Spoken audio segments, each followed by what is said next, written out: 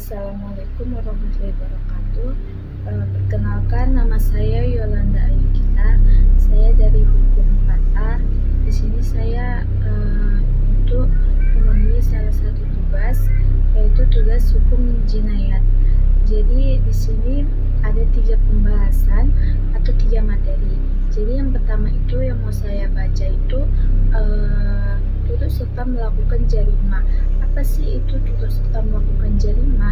Jadi menurut saya dalam ilmu hukum pidana, tindak pidana yang dilakukan oleh lebih dari satu orang itu dikenal nama turut serta. Jadi saat dia melakukan jarima, ada yang namanya dia melakukan perbuatan pidana atau dalam istilah fikih, pidananya itu sebagai perbuatan pidana atau istilah fikih pidana. Nah, adapun 4 macam dari bentuk turut serta jarima tersebut.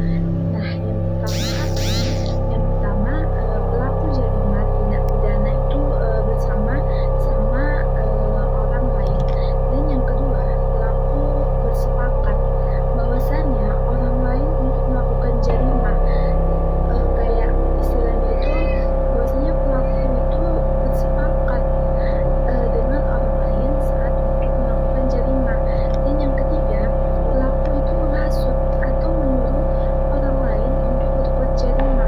Kayak misalnya ada orang yang ingin melakukan jarima, tapi dia menghasut orang lain. Misalnya kayak dia ingin melakukan jarima, tapi dia nggak mau sendiri, dia menghasut orang lain juga untuk berbuat perbuatan jarima tersebut. Nah, yang keempat, pelaku itu membantu atau memberi kesempatan untuk melakukan jarima tanpa turut berbuat secara langsung. Nah, itu materi yang pertama. Dan adapun materi yang kedua. Materi yang kedua itu berbilangan perbuatan jarima. Maksudnya itu gimana sih berbilangan perbuatan jarima? Berbilangan perbuatan jarima itu setahu saya itu yang dimaksud itu kayak ada berbilangnya perbuatan jarima itu bisa dibagi menjadi 2. Yang pertama, pra putusan pengadilan, dan yang kedua itu pasca putusan pengadilan. Nah, adapun yang satu itu adanya perbarengan jarima. Maksud dari perbarengan jarima itu jarima yang dilakukan itu lebih dari satu dalam satu waktu. Dan yang kedua itu kayak ada pengulangan jarima. Gimana sih maksud dari pengulangan jarima? Misalnya nih, ada orang yang melakukan perbuatan jarima terus sudah diputuskan oleh pengadilan dan dia berbuat lagi, dia mengulangnya lagi untuk kedua dan juga ketiga dan seterusnya. Nah, itu materi yang kedua. Dan yang ketiga, ada materi yang ketiga itu hapusnya ukubat dalam konteks hukum Islam. Maksudnya itu hapusnya ukubat dalam konteks hukum Islam itu kayak misalnya hapusnya ukubat itu mengacu pada hilangnya atau tidak berlakunya hukuman atau ukubat. Kayak ukubatnya itu dihapus. Hapusnya ukubat itu kayak yang telah tadinya dijatuhkan kepada pelaku tindak pidana.